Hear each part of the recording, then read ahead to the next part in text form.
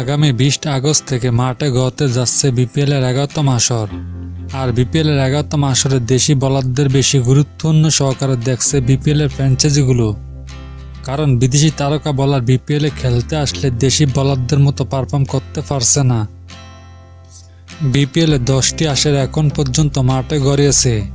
এই 10 আসরে বিপিএলের সর্বোচ্চ উইকেট শিকারী দেশের 5 বোলার।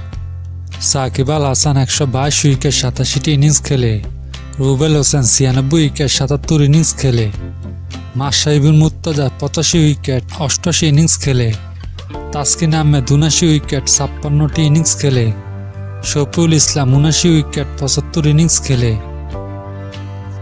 শফিউলকে একসময় জাতীয় দলে নিয়মিত পারফর্ম করতে দেখা গেছে, কিন্তু গত বিপিএলের কয়েকটি আসরে তাকে দেখা যায়নি। অনেকে বলছেন মিডিয়ার সামনে আসতে পছন্দ করেন না শফিউল ইসলাম।